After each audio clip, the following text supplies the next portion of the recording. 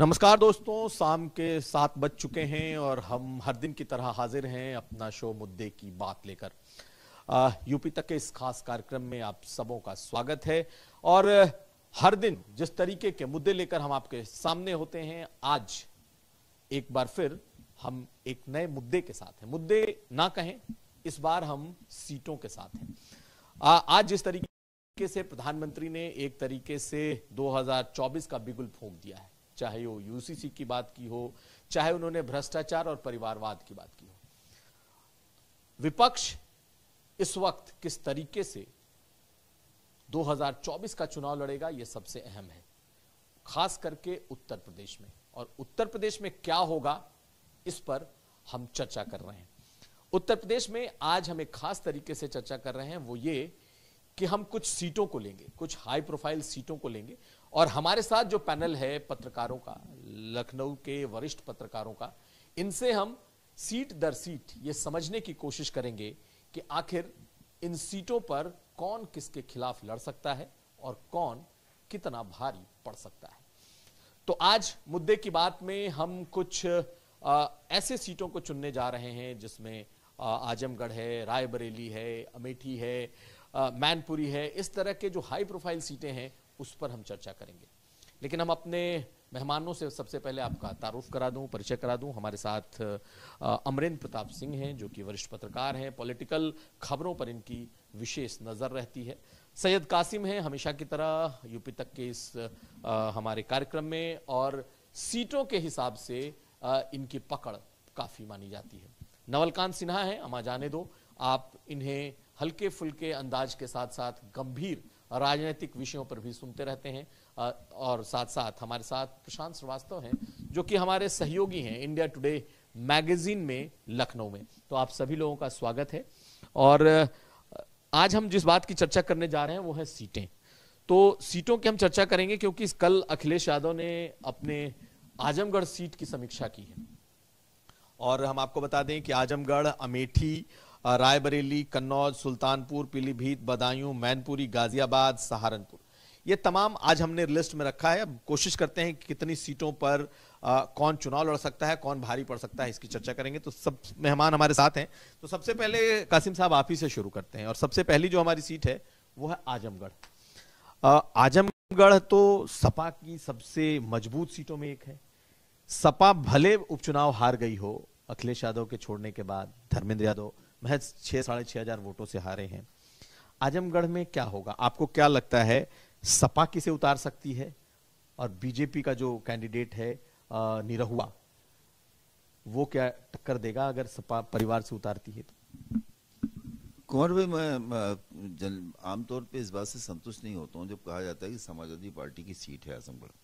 वजह क्या है कि आजमगढ़ का थोड़ा सा इतिहास आप देखिएगा तो पहले वहाँ पे मोहसिना किदवाई ने वहाँ से खाता खोला। कांग्रेस की बुरी जब हालत थी तो मोहसिना वहाँ से उपचुनाव जीत के आई। उसके बाद संतोष सिंह वहाँ से एमपी, वो भी कांग्रेस के थे। उसके बाद 89 में वहाँ बहुजन समाज पार्टी ने तब खाता खोला तो बसपा नाम की पार्टी बहुत कमजोर सी पार्टी थी। 89 बसपा जीती। उसके बाद वहाँ से 2 बार अकबर अहमद डंपी जीते। उसके बाद फिर वहाँ से रमाकांत यादव बसपा जीते। 4 बार वहाँ बसपा जीती है और 1 बार मुलायम सिंह यादव, अखिलेश यादव जैसा कद जीता है। वहां समाजवादी पार्टी नहीं जीती। समाजवादी पार्टी लड़ी, इस बार चुनाव हार गई।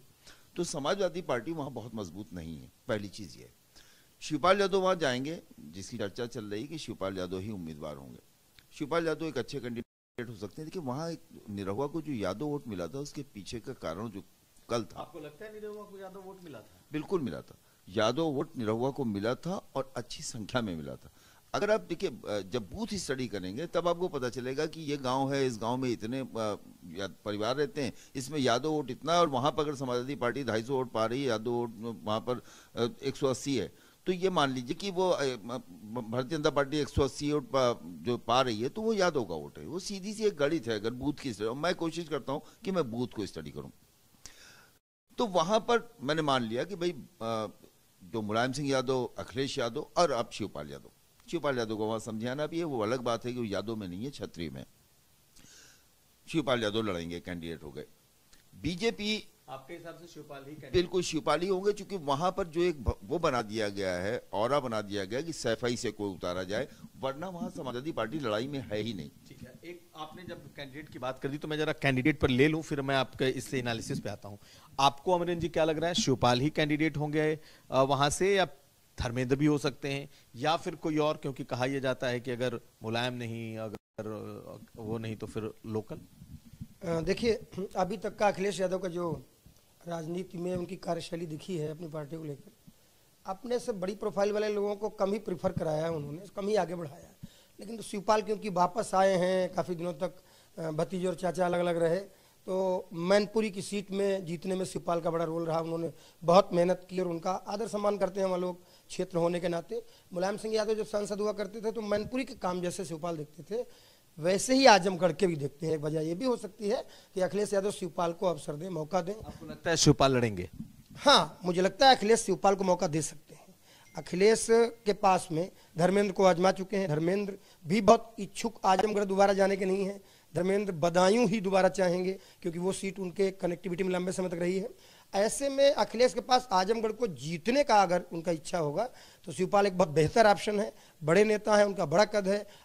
आजमगढ़ के यादव जो समाजवादी पार्टी जुड़े हुए हैं वो भी उनका सम्मान करते हैं, और एक बड़ा चेहरा जब वहाँ जाएगा तो बड़ा चुनाव में बड़ी टक्कर होगी। आप भी मानते हैं? आपसे मेरा सवाल है कि आपको क्या लगता है कि शिवपाल ही लड़ेंगे आजमगढ़, या फिर अखिलेश भी जा सकते हैं, परिवार से कोई और जा सकता है, या फिर आजमगढ़ का कोई लोकल लड़ सकता है? देखिए, राजनीति और खासतौर से अखिलेश यादव के जो मूड है वो पल पल बदलता रहता है। जब तक वो टिकट किसी को फाइनल ना दे दे तब तक ये क्लियर नहीं होता कि किसको वो लड़ाने जा रहे हैं। लेकिन आज की जो स्थितियां हैं और जिस तरह से वहां शिवपाल का नाम उभर के आया है, उनके लिए लोगों ने, सपा के लोगों ने चाहत जाहिर की है, तो बिना अखिलेश यादव की इच्छा के ये चाहत जाहिर होती नहीं। तो मुझको लगता है कि आज की डेट में शिवपाल यादव कैंडिडेट वहां से होने जा रहे हैं। और मुझको इसलिए भी लगता है कि उनको अपने भविष्य में अपने बेटे की चिंता है, तो शिवपाल यादव खुद भी चाहते होंगे कि वो लोकसभा चुनाव लड़ जाएं और वहां वो संसद में चले जाएं और उनकी जो सीट है उस सीट पे उनका बेटा आ जाए। तो ये मुझको मोटा मोटा आज की डेट में समझ में आ रहा है कि शिवपाल यादव वहां से कैंडिडेट हो सकते हैं। और प्लस ये कि अखिलेश यादव ने पिछली बार धर्मेंद्र को भी जब लड़ाया था तो हालांकि वो सिलेक्शन बहुत अच्छा नहीं था, लेकिन एक दौर था जब शुरुआती पॉलिटिक्स थी अखिलेश यादव की, तो अखिलेश यादव ने कोशिश की कि ये जो ठप्पा लगता है पार्टी में कि एक परिवार की पार्टी है, परिवार के लोगों को कम टिकट दिया जाए।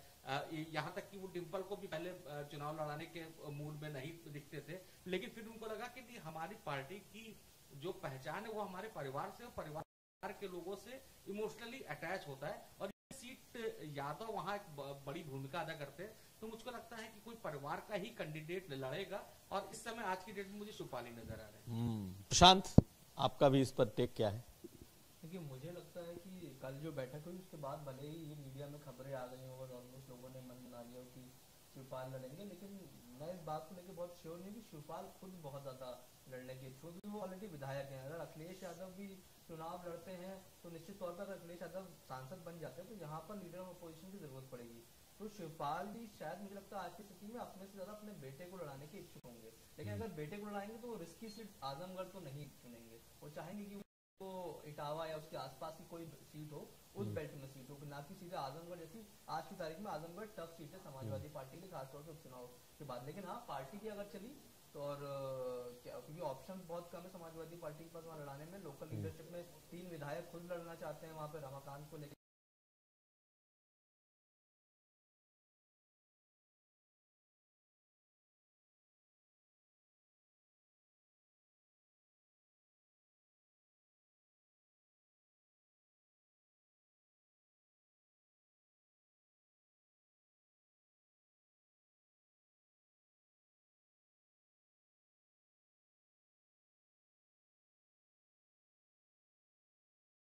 लड़ेंगे तो क्या सचमुच वो सीट जीतने वाली है? क्या बिल्कुल आराम से जीत जाएंगे? क्योंकि मुस्लिम और यादव वहां बड़ी तादाद में। तो आपसे शुरू करता हूं, क्या सचमुच वो जीत रहे हैं? कुमार भाई, ये जीत और हार तो गठबंधन की बात है। अगर गठबंधन नहीं होता है और सपा बसपा और सारी पार्टियां लड़ती हैं साथ में, तो आप अलग अलग, तो फिर वो सीट फिर बीजेपी के लिए ज्यादा आसान है। देखिए वहाँ यादव मुस्लिम तो है ही है, लेकिन वहाँ अनुसूचित जात में जाटो चमार वोट बहुत ज्यादा है। चमार बिरादरी वहाँ यादव से कहीं ज्यादा है। और बहुजन समाज पार्टी ने 89 में खाता खोल दिया था वहाँ, और यादव और अनुसूचित जात से खोल दिया था, तब मुस्लिम वोट कांग्रेस को मिलता था, बहुजन समाज पार्टी को नहीं मिलता। तो आप ये बहुत पुरानी बात हो गई, अब तो बहुत कुछ बदल गया है। 89 की बात कर रहा हूँ, और 89 के बाद फिर उसके बाद डम्पी वहां से 2 बार जीते, उसके बाद रमाकांत यादव वहां से जीते। तो ये वहां जो ये कॉम्बिनेशन, तब तो बीजेपी वैसी मजबूत नहीं हुआ करती थी, उस वक्त सपा और बसपा की ही लड़ाई हुआ करती थी। बात वहीं पहुंच गई। तो अब बीजेपी मजबूत है। ऐसी स्थिति में समाजवादी बहुजन समाज पार्टी जब दोनों लड़ेंगी तो ये सीट फिर हाथ में समाजवादी पार्टी के पकड़ में नहीं आती। वो शिवपाल यादव लड़े या अब वहां पर अखिलेश यादव को दोबारा भेज दिया जाए, वजह है देखिए समीकरण जो है वो उनके पक्ष में। शिवपाल अगर लड़ेंगे तो आपको लगता है कि वो जीत ही जाएंगे श्योर या नहीं? नहीं, मुझे उनकी जीतने पे श्योर नहीं, मैं तो इस बात पर भी श्योर हूं कि अगर लड़ने के बाद वो मार्जिन बढ़ जाएगा जो धर्मेंद्र का था, उससे कहीं ज्यादा मार्जिन हो जाएगा आम चुनाव में बीजेपी का। जी चलिए, अब आपसे ही सवाल है, अगर शिवपाल लड़ते हैं तो जीतेंगे या निरहुआ अच्छी टक्कर देंगे, निरहुआ हारेंगे या फिर निरहुआ जीत जाएंगे? देखिए, निरहुआ वहीं बगल के जिले गाजीपुर के रहने वाले भी हैं। निरहुआ की 2 बहनों की शादी आजमगढ़ में हुई। निरहुआ के पिताजी भी भजन गाया करते थे, हरिहरपुर घराने से ही शिक्षा ली। और निरहुआ का भी जो बाद में प्रशिक्षण हुआ बंगाल से आने के बाद में, परिवार आज भी सपाई है, उनका भाई भी सपाई। मैंने क्या बोला, हरिहरपुर घराने से ताल्लुक रहा। और निरहुआ ने जो चुनाव इस बार लड़ा था उपचुनाव में भी, तो वो सिर्फ कह रहा था कि भाई 1.5-2 साल का टाइम है, अगर हम कुछ ना कर पाए तो हमको लात मार देना, और अगर हम करें अच्छा, जैसा उसने हरिहरपुर में घर बना लिया, जैसा कि वहाँ पर फिल्मों की शूटिंग उसने शुरू करा दी, जैसे कि अन्य बहुत सारे काम मुख्यमंत्री योगी आदित्यनाथ की कृपा से उसने वहाँ किए हैं, निरहुआ बहुत अच्छा चुनाव लड़ेगा। अब बात करें शिवपाल यादव की, अगर लड़ते हैं तो गुड्डू जमाली ही वहाँ गुड्डू कमाली निकले। 2,55,000 वोट गुड्डू जमाली ने लिया था। पिछली बार तो उपचुनाव था, इस बार भाई मुसलमान देखेगा ना कि मोदी का उसको वोट मोदी के खिलाफ जा रहा है या मोदी के पक्ष में जा रहा है।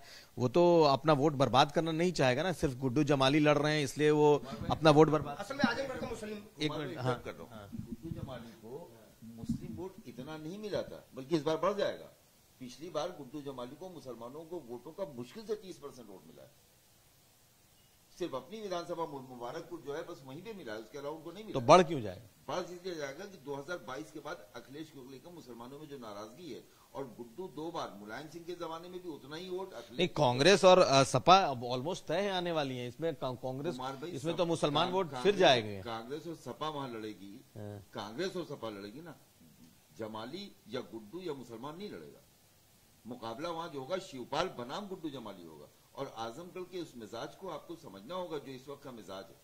चलिए, कुछ बताना चाहूंगा, गुड्डू जमाली सगड़ी और मुबारकपुर 2 सीटें ऐसी हैं जहां पर उनको मुस्लिम वोट मिलता है, और वहां का मुसलमान मोदी या अखिलेश से मतलब नहीं रखता। वहां के मुसलमान को अपने विवाह में, त्योहारों में, अपनी जरूरत में, अपने खेतों में, अपने काम में, गुड्डू जमाली हारने के बावजूद भी उनके साथ कनेक्टिविटी में रहते हैं, और जीतने के बाद भी। तो वहां का जो जाटो वोट है वो मायावती की वजह से गुड्डू जमाली को मिला, माना हमने, लेकिन वहां का जाटो वोट बसपा के कैंडिडेट को गया।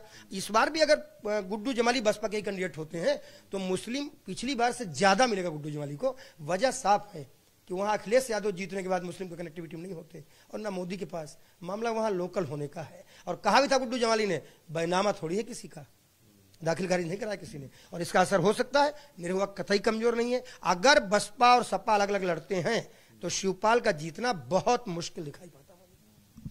आप क्या सोचते हैं नवलकांत जी की मुसलमान वोट, क्योंकि दोनों लोगों ने एक बात कही कि गुड्डू जमाली मुसलमान वोटों पर बड़ा प्रभाव रखते हैं, और वो बेशक बसपा से आ जाएं, वहां पर मोदी फैक्टर नहीं चलेगा, वहां गुड्डू जमाली का फैक्टर। आपको लगता है कि इस बार मुसलमान कांग्रेस और सपा के रहते फिर वो गुड्डू जमाली की तरफ देखेगा? देखिए, गुड्डू जमाली से ही आप सीमित ना कीजिए, उसको सीट को आप सीमित कर देंगे, गुड्डू जमाली की बात करेंगे। ये बात तो क्लियर कट है कि वहां पे बसपा ही डिसीजन लेगी कि कौन जीतेगा, बीजेपी जीतेगी कि समाजवादी पार्टी जीतेगी। बसपा जीतेगी कि नहीं, डिसीजन बसपा लेगी, लेकिन बसपा का कैंडिडेट डिपेंड करता है कि कौन सा होता है। वहां पे देखिए, गुड्डू जमाली तो तय है, गुड्डू जमाली तय है, वैसे ही निरहुआ भी लगभग तय है। हाँ, गुड्डू और जमाली, हाँ, मैं कहता गुड्डू जमाली तय है, ठीक है, मान लिया तय है, लेकिन किस मूड से वहां सपा का कैंडिडेट होता है, उस समय क्या माहौल होता है। देखिए, जो गुड्डू जमाली को आप एक मुस्लिम कैंडिडेट के तौर पे देख रहे हैं, लेकिन गुड्डू जमाली जो है वो मुस्लिम कैंडिडेट की अपेक्षा दलितों का एक कैंडिडेट था, दलितों के बहुत ज्यादा वोट मिले थे, यानी कि बीएसपी के वोट मिले थे। अगर जैसा कि विधानसभा में भी दिखा कि मुसलमानों का जो एक रुझान हुआ करता था समाजवादी पार्टी की तरफ, उस तरह का वो रुझान नहीं है। आने वाले समय में गठबंधन किस रूप में वो रहता है, अगर कांग्रेस आती, देखिए कांग्रेस का वहां वोट बैंक नहीं है, कांग्रेस लंबे समय तक वहां जीतती रही, 77 का जो चुनाव हारी थी, है ना, उसके बाद फिर जीत के आई थी, उसके बाद सपा बसपा होता रहा वहां पे। तो कांग्रेस सीट तो नहीं है, कांग्रेस पास वोट बैंक भी नहीं है, लेकिन कांग्रेस एक माहौल पैदा कर सकती है मुस्लिमों के अंदर कि नहीं, कांग्रेस भी साथ में खड़ी है, सपा भी साथ में खड़ी है, तो इसका असर होगा। लेकिन सब कुछ डिपेंड करता है कि बीजेपी निरहुआ को अगर लड़ाती है और गुड्डू जमाली बीएसपी की तरफ से होते हैं और परिवार का कोई कैंडिडेट समाजवादी पार्टी का होता है, कांग्रेस का भी साथ होता है, तो ये सीट मजबूत हो जाएगी। लेकिन इसमें फर्क समझिए, फर्क ये है कि वहां पे एक ही परिवार से अगर अखिलेश यादव लड़ जाएं, अगर डिंपल लड़ जाएं, तो वहां पे सपा के प्रति इमोशनल अटैचमेंट बढ़ेगा। अगर वो नहीं लड़ते हैं, शिवपाल यादव लड़ते हैं, तो वो सपा के कैंडिडेट की तरह ट्रीट किए जाएंगे।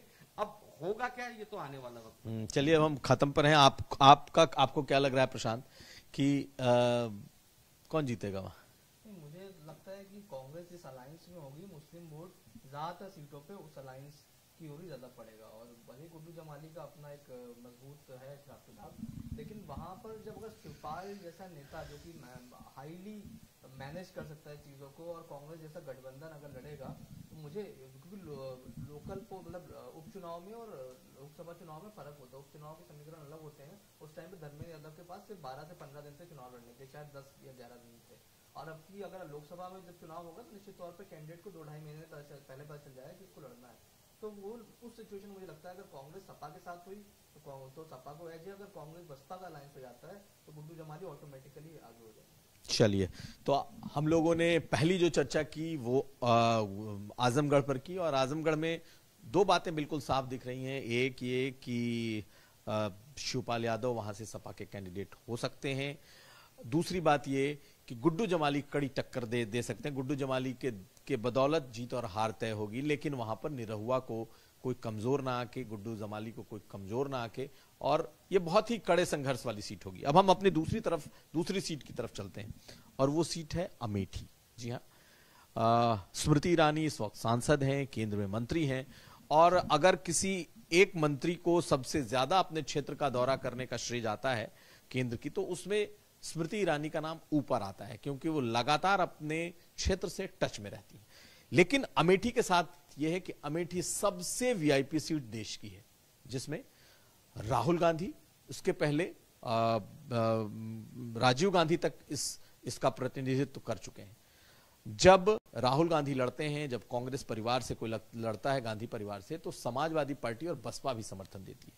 पिछली बार मोदी की लहर काफी ज्यादा थी, और स्मृति ईरानी ने यह सीट कांग्रेस को हरा दिया था, राहुल गांधी को हरा कर जीती थी। इस बार क्या होने जा रहा है? अभी आप ही से फिर शुरू करता हूं कि अमेठी सीट कैसी है। अगर स्मृति ईरानी लड़ती हैं और अगर गांधी परिवार से कोई लड़ता है, चाहे राहुल लड़ जाए, प्रियंका लड़ जाए, कोई लड़ जाए, क्या होने वाला है? कुमार भाई, पहली चीज तो यह है कि स्मृति ईरानी की जीत में जो सबसे बड़ा रोल था, शायद पैनल मुझसे मतलब सहमत ना हो, सबसे बड़ा रोल जो था वो इस बात का था कि वहां दूसरी पार्टी नहीं लड़ रही थी। अगर वहां बसपा भी लड़ रही होती तो चुनाव राहुल गांधी जीत गया। ये सबसे बड़ी चीज ये है उस अमेठी की, इस चीज को ध्यान में रखेगा। इससे पहले वहां बसपा लड़ती थी, सपा उनके लिए सीट छोड़ती थी। पिछली बार अलायंस की वजह से बसपा नहीं लड़ी, और वो वोट जो है स्मृति ईरानी ने मैनेज कर लिया, क्योंकि स्मृति ईरानी के साथ क्षेत्र का हर वो मठाधीश था जिसको राजनीति में चुनाव लड़ाना आता है, और उन्होंने अपने हिसाब से उसको मैनेज किया और वो चुनाव को जीत लिया। अगर वहां पर अलायंस होता है सपा और कांग्रेस का, जिसकी चर्चा है, वैसे भी अमेठी छोड़ती रही है समाजवादी पार्टी। इस बार थोड़ा खतरा लग रहा है, क्योंकि उन्होंने रायबरेली में अपना प्रभारी घोषित कर दिया। हो सकता है अमेठी भी राकेश नहीं, वो तो दबाव बनाने के लिए भी होता है कि भाई अगर अलायंस होगा तो हाँ। ये भी मुमकिन है, लेकिन मैं ये मानता हूं कि स्मृति ईरानी के लिए वो सीट इस बार सेफ नहीं।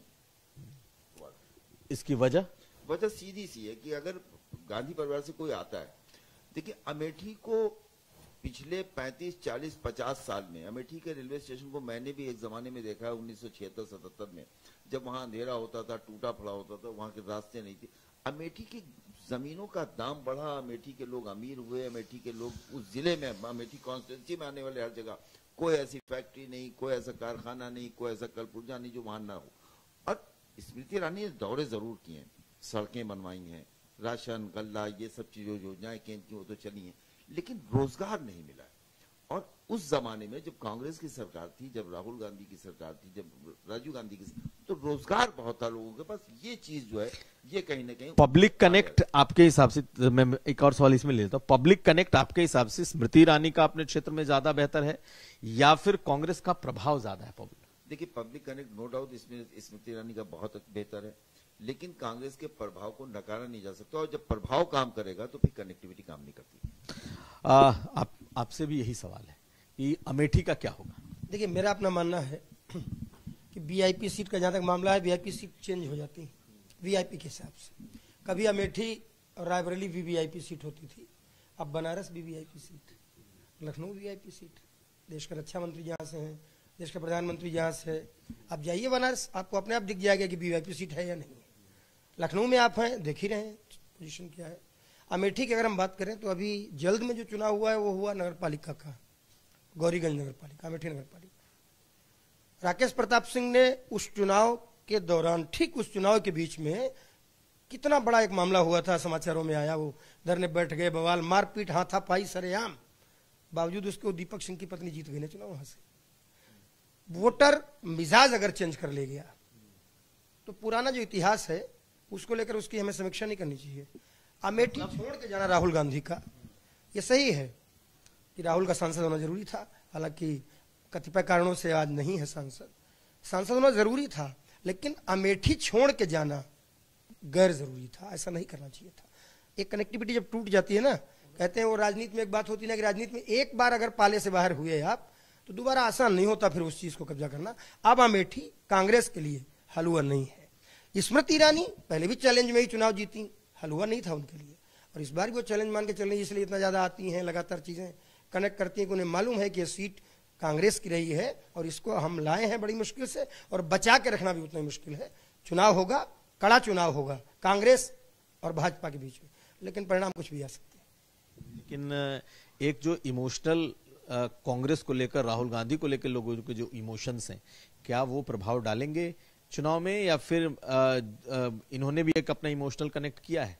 क्योंकि राहुल गांधी छोड़कर गए, जब हारने के बाद नहीं आए, तो अब कहते हैं कि हम आएंगे भी, आने वाले भी हैं, इस तरह की बातें भी हैं। तो आपको लगता नहीं है कि वहां के जो लोग इतने समय से राहुल गांधी को देखते रहे, उनका एक इमोशनल आउटबर्स्ट भी हो? नहीं, देखते रहे हैं मैं और देख रहे हैं, इसमें अंतर होता ना।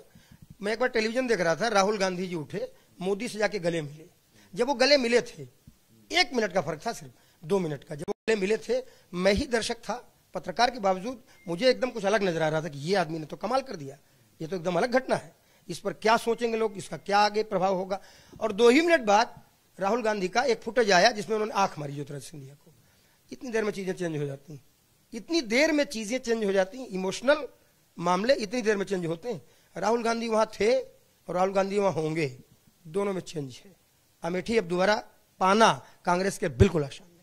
बिल्कुल, बहुत बड़ी बात कह रहे हैं। लेकिन नवल कांत जी, यही सवाल आपसे है कि गांधी परिवार का कोई लड़ा, राहुल लड़े, प्रियंका लड़ी, और स्मृति ईरानी सामने है, आप किसे समझते हैं कौन भारी पड़ेगा? देखिए, ये बात तो सही है कि आज की डेट में भी गांधी परिवार के लिए वहाँ के लोगों का बड़ा अटैचमेंट है। संजय गांधी के समय से वहाँ गांधी परिवार का कैंडिडेट लड़ने लगा।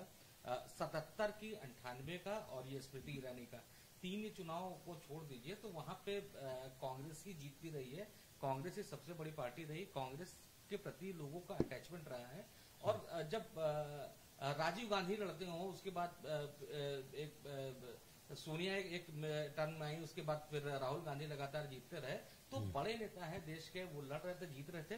लेकिन एक फैक्टर आपको गौर करना होगा जिसपे हम लोग आमतौर पे गौर नहीं करते हैं कि सपा बसपा के उदय के बाद भी समाजवादी पार्टी वहां से कैंडिडेट नहीं देती थी, और जो कैंडिडेट नहीं देती थी इसकी वजह से कांग्रेस के वोट परसेंटेज ज्यादा था। लोगों को लगता था कि नहीं, बीजेपी के खिलाफ कोई पार्टी है तो जो भी कैंडिडेट लड़ रहा है कांग्रेस का, एक तो उनका अटैचमेंट था और उस वजह से वो जीतते रहते। वहां के लोगों का मूड आप इस तरह से देखिए ना कि मनोज मुंतशिर उसी इलाके के रहने वाले हैं, गौरीगंज के, है ना, जिसको लोग वहां के लोग हाथ उठा के कहते थे कि नहीं, मनोज मुंतशिर हमारे अपने क्षेत्र का बताते थे, बड़ा गर्व महसूस करते थे।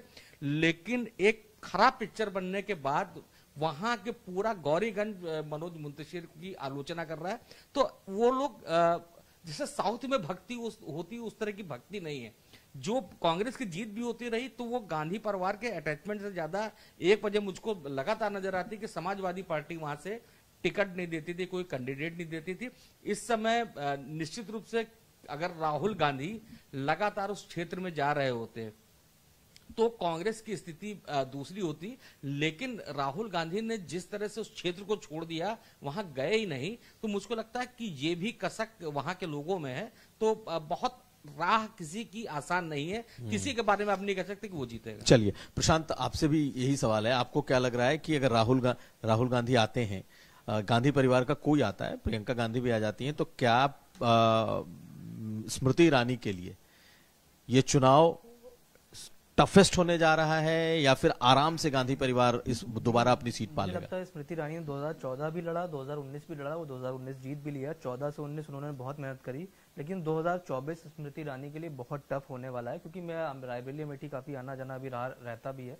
और अभी हाल ही में मैं गया तो मैंने लोगों से पूछा, जिन लोगों ने खास तौर से पिछली बार ये बोला था कि हम बदलाव लाएंगे, हम इस बार स्मृति को ट्राई करेंगे। राहुल के बारे में एक नैरेटिव वहां सेट हो गया था कि राहुल छोड़ के भाग रहे हैं, और स्मृति काफी हद तक बीजेपी कामयाब भी हो गई थी नैरेटिव फैलाने में कि राहुल तो साउथ में जा रहे हैं, यहाँ से तो फॉर्मेलिटी की लड़ रहे हैं। लेकिन इस बार लोगों में सेम इमोशन जो मैंने 2014 के चुनाव के वक्त देखे थे या पहले जो मैं सुनते आ रहा हूँ अपने वहाँ के रिलेटिव वगैरह से, तो सेम इमोशंस इस बार भी हैं। जितना उन्होंने सोचा था कि अमेठी एक मैं ये नहीं कहूँ यूज करूंगा शब्द की, जैसे बनारस को क्यूटो बनाने की बात हो गई थी, लेकिन एक मन में एक बात जरूर थी कि अमेठी को भी एक नई तस्वीर मिल जाएगी। तो वो तस्वीर पिछले 5 साल में, पिछले 4 साल में ऐसा कोई बहुत खास लोगों का ऐसा फीडबैक है। हमारे शायद रिपोर्टर्स ने वहाँ पे बाइट्स भी करी हैं कई लोगों की इसको लेकर, रियलिटी चेक को लेकर, तो मैंने वो भी सुनी। तो ऐसा कोई खास मुझे वहाँ पर कोई ऐसा बड़ा नहीं, लेकिन पब्लिक कनेक्ट है या नहीं? स्मृति ईरानी कनेक्ट है, इसमें कासिम जी ने बोली, मैं भी बोला, स्मृति ईरानी का एक अपना तरीका है पॉलिटिक्स करने का, उसमें कोई डाउट नहीं। स्मृति ईरानी ने 14 से 19 मेहनत करके वो चुनाव जीता है।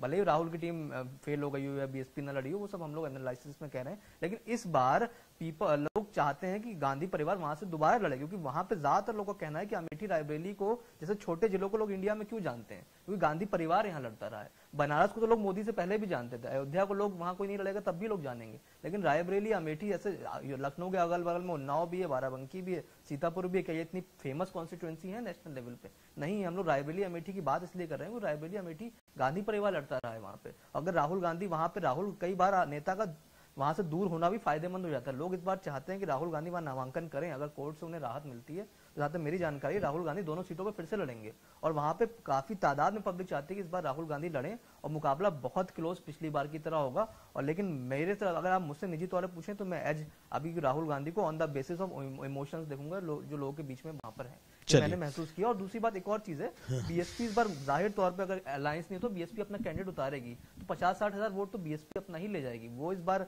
बीजेपी मैनेज कर पाएगी नहीं कर पाएगी, ये भी टफ होगा। स्मृति ईरानी के लिए दोनों चीजें इस बार टफ है। ऐड करनी है, इनकी बात पूरी हो चुकी, मुझे ऐड करना है। देखिए, हम जब बात करते हैं वोटर की, मास वोटर की, हम इंटेलेक्चुअल्स की बात नहीं करते। इंटेलेक्चुअल्स तो कई बार वोट डालने में नहीं पहुंच पाते। हम बात करते हैं जो चर्चा करते हैं, विमर्श करते हैं, वो कई बार वोट डालने नहीं जा पाते। हम उसकी बात करते हैं जो चर्चा विमर्श नहीं करते लेकिन वोट डालते हैं।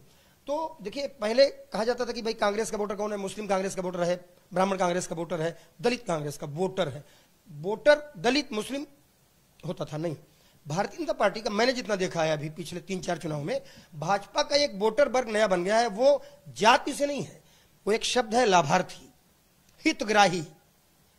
और वो जो लाभार्थी या हितग्राही वर्ग है वो भाजपा का वोटर अपने हितों और अपने लाभ के लिए है, और वो हर जगह है। अब क्योंकि स्मृति ईरानी की कनेक्टिविटी एक वर्ड हो गया, लेकिन भाजपा की कनेक्टिविटी दूसरा वर्ड हो गया। दोनों चीजों को लेकर आपको चलना पड़ेगा। बात केवल स्मृति ईरानी की नहीं है कि इमोशन राहुल गांधी के साथ, बात केवल इमोशन की है ही नहीं, बात तो मतलब की, बात तो स्वार्थ की, और बात तो लाभ की, और बात तो हित की भी है। नहीं, इसको मैं एक काउंटर कर रहा हूँ कि लाभार्थी वाला जो बात सही है कि स्कीम्स के आधार पे बीजेपी ने एक बहुत बड़ा वोट बैंक अपने लिए तैयार किया है, लेकिन रायबरेली अमेठी में जो लोकल लोग हैं उनको लाभ, कोट अनकोट मैं कह रहा हूँ, लाभ कांग्रेस के जब केंद्र में सरकारें रही हैं तो रायबरेली अमेठी में जैसे उन्होंने कहा इंडस्ट्री लगी और तमाम चीजें हुई, तो लाभ उनको ज्यादा वहां हुआ। मैं कई लोग को जानता हूँ, उनके रोजगार बहुत चल रहे थे उस दौर में, अब उनको उस तरह से बिजनेसेस उस तरह से चीजें नहीं मिल पा रही, तो लाभ उनको उस दौर में भी हुआ। तो इसी वजह से तो लोग जीतते आ रहे हैं। वरना रायबरेली अमेठी में जब कोई परिवार, कोई नेता साल में सिर्फ 3 बार आता हो तब भी वो जीत जाता हो, 3 या 4 बार ही आते हैं तब भी जीत जाता है, इसका मतलब उससे कनेक्ट होगा।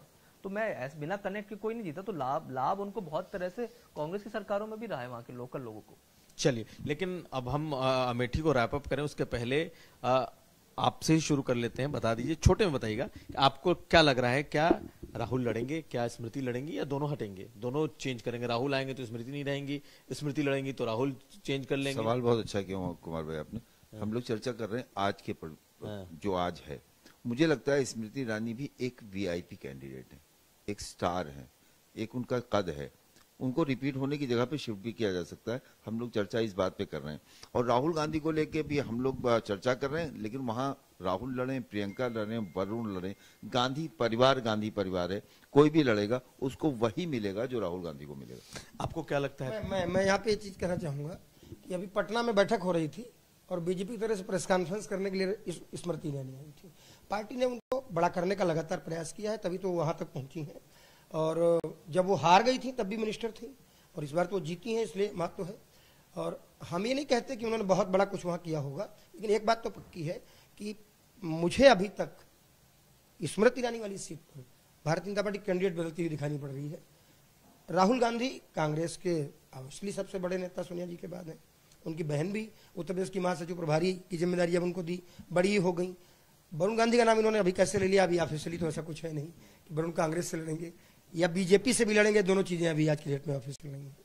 तो मैं वरुण को अमेठी से लेने वहां पे आपको अगर स्मृति लड़ेंगी। ऑफिशियल की बात यह है कि हम लोग पत्रकार हैं, पार्टी के प्रवक्ता नहीं है, हम ऑफिशियल बात ही नहीं करेंगे, हम तो वो बात करेंगे जो हो सकती है। वो तो ठीक नहीं, कांग्रेस कैंडिडेट बनाने से पहले थोड़ा मौका और दूंगा। नहीं, अभी उनके वरुण की बात नहीं करते हैं। आपको लगता है कि स्मृति और राहुल ही लड़ेंगे या नहीं लड़ेंगे? वहां पर कांग्रेस अगर कैंडिडेट में लड़ाई तो राहुल या प्रियंका में से एक कैंडिडेट कांग्रेस चुनेगी, क्योंकि तीसरा आदमी कोई जीत थोड़ी पाएगा कांग्रेस की तरफ से। स्मृति को हराना है ना, अगर ये इरादा होगा तो राहुल या प्रियंका में से, और उधर अभी स्मृति ही रिपीट होगी भारतीय जनता पार्टी से। स्मृति की सीट नहीं बदलेगा। नवल जी, आपको क्या लगता है कि क्या स्मृति और राहुल के बीच मुकाबला होगा, या स्मृति और इस जगह पे कांग्रेस परिवार के बाहर भी सोच सकती है?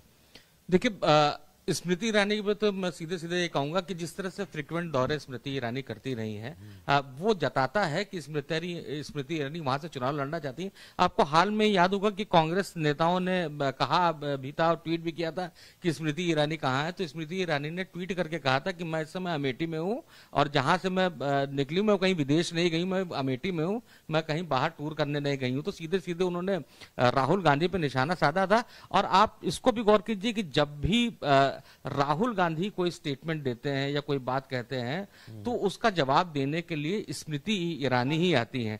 तो लगातार बीजेपी ये एस्टेब्लिश करने की कोशिश कर रही है कि जो राहुल गांधी का राइवल है वो स्मृति ईरानी है। तो मुझको लगता है कि स्मृति ईरानी में मुझको बहुत संशय नहीं लग रहा है, लेकिन यहाँ पे लग रहा है कि प्रियंका या राहुल में से कोई कैंडिडेट हो सकता है। दोनों कैंडिडेट होते उससे कोई फर्क नहीं पड़ता, दोनों में से कोई हो, क्योंकि जो चुनाव होता है उसमें जो प्रियंका गांधी रायबरेली अमेठी का जो पूरा चुनाव है वो लंबे से, जब वो पॉलिटिक्स में नहीं थे तब भी वही वहां का चुनाव संभालती थी, और कार्यकर्ता भी उनको पहचानता, वो भी बहुत कार्यकर्ता को पहचानती है। तो प्रियंका ऐसी कैंडिडेट है जो कि रायबरेली से लड़े या अमेठी से लड़े, वो कांग्रेस के लिए फायदेमंद होगा।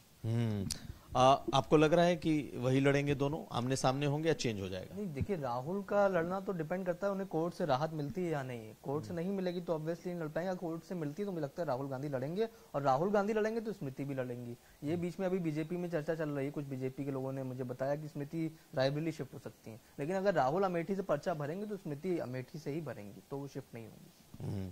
तो हमने चर्चा की अमेठी की, पहले आजमगढ़ और फिर अमेठी। ज्यादातर हमारे पैनलिस्ट का मानना है कि अमेठी में स्मृति ईरानी तो लड़ेंगी ही लड़ेंगी, और राहुल लड़ेंगे तो खास करके लड़ेंगी।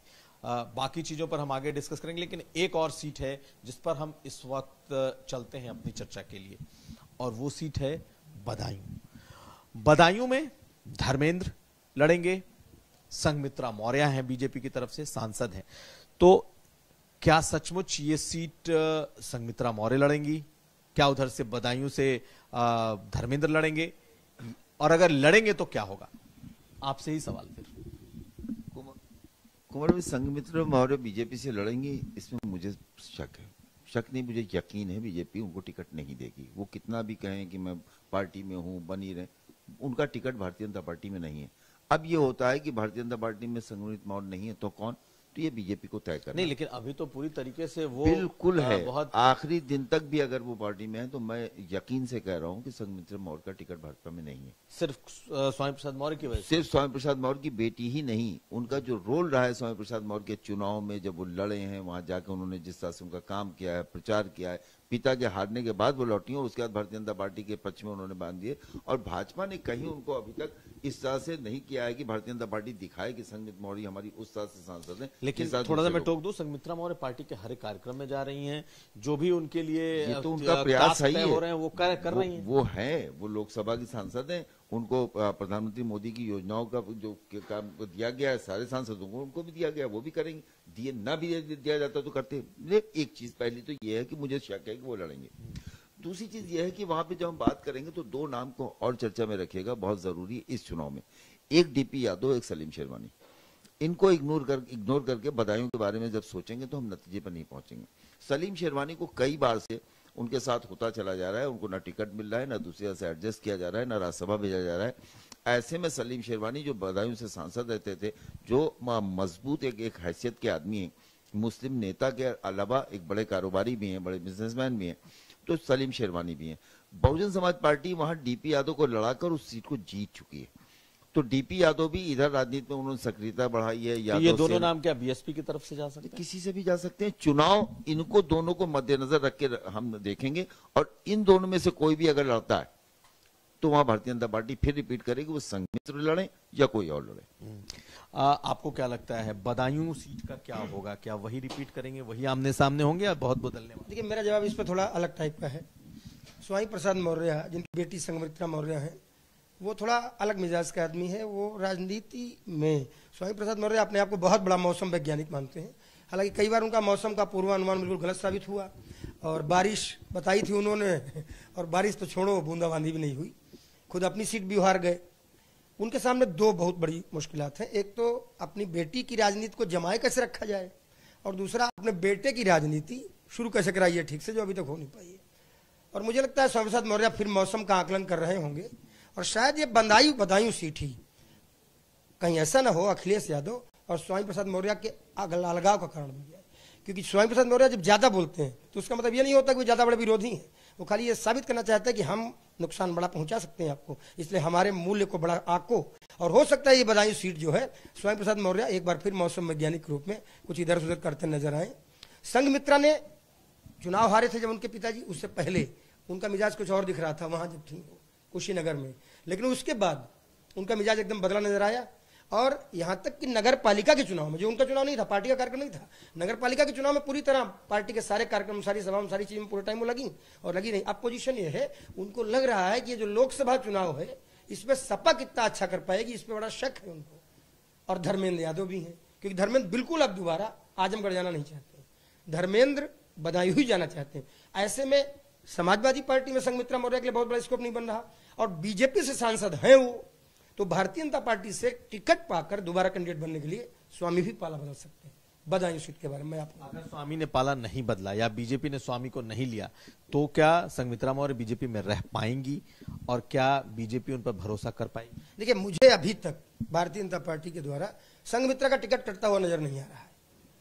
अगर स्वामी प्रसाद मौर्य पाला नहीं भी बदलेंगे तो कुछ न कुछ ऐसा जरूर करेंगे कि संघमित्रा का टिकट भाजपा से न कटे। अब ऐसा वो क्या करेंगे, आने वाला वक्त आएगा, सामने आएगा, हम उस पर भी बात करेंगे, क्योंकि वो बयान भी बड़े हैं, तो हम भी उनके बयानों की समीक्षा बड़े तरीके से करते रहे हैं। लेकिन संघमित्रा बदायूं से ही लड़ना चाहेंगी, और इसके लिए वो अपने पापा को, अपने भाई को, सबको मनाकर कुछ न कुछ रास्ता जरूर निकालेंगी। क्योंकि संघमित्रा बदायूं के अलावा जहां से भी लड़ी है, पहले आपको मालूम है, वहां चुनाव नहीं जीती, और बदायूं सीट को अब वो छोड़ना नहीं चाहेंगी अगर उन्हें सांसद बने रहना है तो।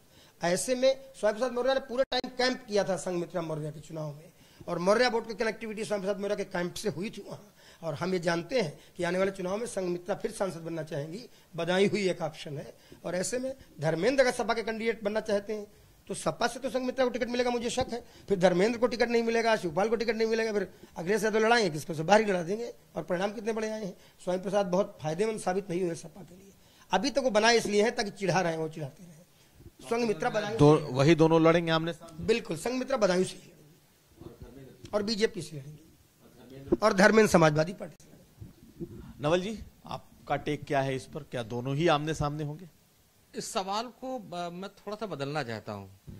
सवाल ये है कि संघमित्रा मौर्य लड़ेंगी कि नहीं लड़ेंगी, ये मूल सवाल है कि किस पार्टी से लड़ेंगी। तो सीधा सीधा मामला ये है कि संघमित्रा मौर्य आखिर जैसे ये कहना है कि बीजेपी उनको लड़ाएगी, तो उसके पीछे लॉजिक क्या है। आप बीजेपी की पॉलिटिक्स को समझिए तो साफ नजर आएगा कि चाहे जब जाटों का प्रकरण हुआ था, है ना, इतना मामला उठा था, आरएलडी कहीं और खड़ी हो गई थी। आप एक भी बयान बीजेपी नेताओं का आरएलडी के खिलाफ नहीं सुने होंगे। राजभर जब अलग था, अब तो बीजेपी के करीब आ गए हैं, लेकिन उससे पहले राजभर के खिलाफ बीजेपी ने कभी कुछ नहीं बोला।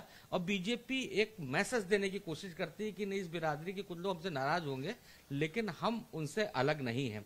लेकिन जो कासिम भाई ने कही वो बहुत महत्वपूर्ण सवाल है बीजेपी समाजवादी पार्टी के लिहाज से। सलीम शेरवानी पहली बार समाजवादी पार्टी जब वो जीती है तो सलीम शेरवानी ने जितवाया और 4 बार एक आदमी लगातार सांसद रहा। उसके बाद जब मुलायम सिंह ने धर्मेंद्र यादव को चुनाव में उतारा तो 2 टर्म धर्मेंद्र यादव भी वहां से चुनाव जीते। लेकिन अब परिस्थितियां बदली हैं। जो धर्मेंद्र यादव के टिकट की घोषणा होती थी वो मुलायम सिंह यादव करते थे, उनका हाथ रहता था, उसके बाद घोषणा होती थी। आज की डेट में वो स्थिति नहीं है। धर्मेंद्र यादव एक बार चुनाव हार भी चुके हैं, बीजेपी वहां पे स्टेब्लिश हो चुकी है। तो ऐसे स्थिति में अगर धर्मेंद्र यादव को ही टिकट दिया जाता है तो सपा के लिए भी राह बहुत आसान नहीं होगी। तो ये लड़ाई बड़ी टिपिकल होने जा रही है। बीजेपी से कौन लड़ सकता है? बीजेपी से मुझको नजर आ रहा है कि संघमित्रा ही लड़ेंगे, ऐसे मुझे काफी ज्यादा संभावनाएं नजर आ रही हैं तमाम विरोधों के बावजूद। हाँ, जो बीजेपी के जो हमने मूड पड़े हैं कई मामलों पे किसी खास जातियों को लेके, खास पिकेट्स को लेके, उनका है कि वो विरोध में चीजें खड़ी नहीं करते हैं। और एक ऐसा कैंडिडेट है जो कि वहां पे एक्टिव भी है और एक मैसेज ये भी जाएगा कि स्वामी प्रसाद मौर्य सपा के संग भले रहे, लेकिन ये मैसेज जाएगा कि देखिए संघमित्रा मौर्य तो बीजेपी के संग है, तो वो पूरा का पूरा वोट सपा की तरफ शिफ्ट ना हो। तो मुझको लगता है कि संघमित्रा मौर्य अगर नहीं चाहेंगे तभी वो बीजेपी से लड़ेंगे, अदरवाइज बीजेपी उनको लड़ाएगी। चलिए, आपका टेक प्रशांत आखिरी तौर पे। मैं बिल्कुल सहमत हूँ यहाँ पे नवलकांत जी से। ये मुझे भी लग रहा है कि यही बात अमरेंद्र जी भी कह रहे हैं। हाँ, यही बात उन्होंने भी की। मुझे लगता है कि स्वामी प्रसाद मौर्य को लेकर बहुत ज्यादा क्लैरिटी नहीं हो सकता। स्वामी प्रसाद मौर्य इधर ही रहे लेकिन उनकी बेटी को टिकट उधर से मिल जाए, क्योंकि संघमित्रा मौर्य का बीच में जरूर सुनने में आया था कि पाला बदल सकती हैं। बीच में एक वीडियो भी वायरल हुआ था, स्टेज पे उन्होंने किसी को डांट भी दिया था। लेकिन उसके बाद से लगातार वो एक्टिव है वहाँ पे। और बीजेपी क्यों चाहेगी कि वहाँ पे कैंडिडेट बदलना, जब जीते जिताए वहाँ पे उसका कैंडिडेट है। हाँ। क्या इस टिकट में जो टिकट लोकसभा के होंगे, योगी आदित्यनाथ और केशव प्रसाद मौर्य का कोई रोल होगा? होगा, अगर होगा तो ये लेकिन केंद्रीय लीडरशिप का ज्यादा होगा। मैंने ये पूछा ना, मेरा सवाल ये रोल देखिए केंद्रीय स्तर पे ही टिकट का बंटवारा क्या होगा। केंद्रीय केवल सलाह मुझको लगता है कि यहाँ के नेताओं से हमेशा की तरह जो अब लिस्ट मंगाई जाती है सब नेताओं से, उसी तरह की लिस्ट जाएगी। बीजेपी का आपने पिछले 2 चुनाव में देखा होगा कि वो अपने जो 3 सर्वे कराते हैं अलग अलग एजेंसी से और उसके जो रिजल्ट आते हैं उस पर ज्यादा भरोसा करते हैं बजाय कि पार्टी के बड़े नेताओं पे। बात यही है कि अगर केशव प्रसाद मौर्य और योगी आदित्यनाथ का रोल टिकट में है बदायूं में, तो संघमित्रा का टिकट नहीं। मैं इस पर बात करना चाहूंगा। देखिए, अभी भी 2 टर्म हो जाने, दूसरा टर्म है, 2 टर्म हो जाने के बाद भी योगी आदित्यनाथ के बारे में लोगों का आकलन बड़ा अजीब रहता है, नहीं समझते उनके बारे में। देखिए, योगी जी मुख्यमंत्री जब से बने हैं, जो उनका कार्य मैंने देखा है, जो मैंने पाया है कि वो अपने शीर्ष नेतृत्व के लिए बहुत समर्पित रहे हैं, उन्होंने बहुत ज्यादा डिस्टर्ब नहीं किया चीजों को। और मुझे नहीं लगता कि लोकसभा चुनाव में योगी जी किसी टिकट पर अपना कोई वीटो लगाना या कोई चेंज कराना चाहेंगे। शीर्ष नेतृत्व जिसको भी टिकट देगा योगी जी उसको चुनाव लड़वाएंगे, उसके लिए रहेंगे वो।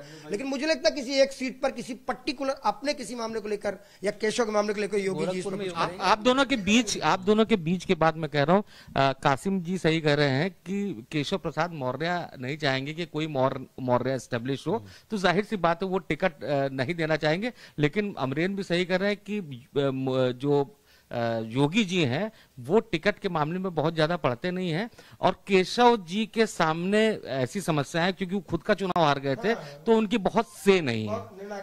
एक चीज कुमार भाई देखिए, योगी आदित्यनाथ जी के बारे में जो अमरिंदर भाई ने कहा, खतौली चुनाव भारतीय जनता पार्टी हार गई, लेकिन धर्म सिंह सैनी से वो नाराज से उनको गाजे बाजे से तैयार रहे, ज्वाइन नहीं होने दिया। गाजे बाजे से तैयार रहे, मंच सजा हुआ था और ज्वाइनिंग उनकी रोक दी उन्होंने।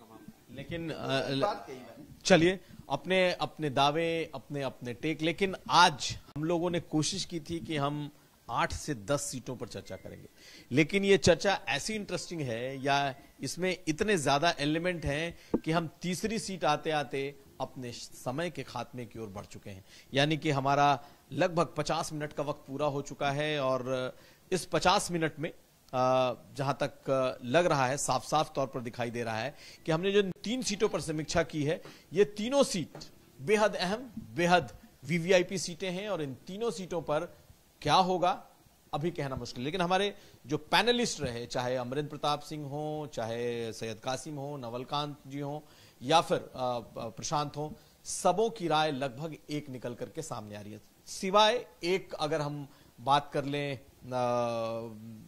बदायूं सीट की, एक बात बिल्कुल साफ निकल करके सामने आई कि शिवपाल यादव ही लड़ेंगे।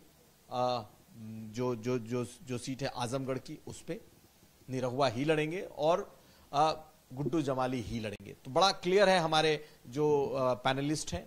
दूसरा, जब हमने बात की अमेठी की, तो अमेठी में बिल्कुल साफ तौर पर सामने आया कि अगर राहुल लड़ेंगे तो किस हर हाल में वहां पर स्मृति ईरानी लड़ेंगी। हालांकि जीत और हार को लेकर अपने अपने दावे हमें दिखाई दिए, पब्लिक कनेक्ट को लेकर दावे दिखाई दिए, इमोशंस को लेकर दावे दिखाई दिए। लेकिन अगर हम बदायूं की बात करें तो हमारे ज्यादातर पैनलिस्ट ये मानते हैं कि ये जो चुनाव है, इसमें संघमित्रा मौर्य बीजेपी की कैंडिडेट होंगी। कासिम जी की राय अलग है, लेकिन बीजेपी उन्हें चुनाव लड़ाएगी। दूसरी तरफ धर्मेंद्र ही सपा से चुनाव लड़ेंगे। तो 3 सीटों पर आज हमारी पत्रकारों के साथ, वरिष्ठ पत्रकारों के साथ ये समीक्षा थी। आगे आने वाले वक्त में हम ऐसे ही सीटों को लेकर के आपके सामने आते रहेंगे, और अपने पत्रकारों के जरिए ये समझने की कोशिश करते रहेंगे कि कौन होगा कैंडिडेट, कौन भारी पड़ेगा, और किस पार्टी को जीत मिल सकती है। तो आप तमाम लोग आज हमारे इस कार्यक्रम में आपने शिरकत की, आपका सभी का शुक्रिया। अमरिंदर जी आपका शुक्रिया, कासिम भाई आपका शुक्रिया, नवलकांत जी आपका शुक्रिया, और प्रशांत आपका भी शुक्रिया। हम फिर कल शाम को मुलाकात करेंगे अपने तमाम दर्शकों से किसी नए मुद्दे के साथ, मुद्दे की बात में। नमस्कार।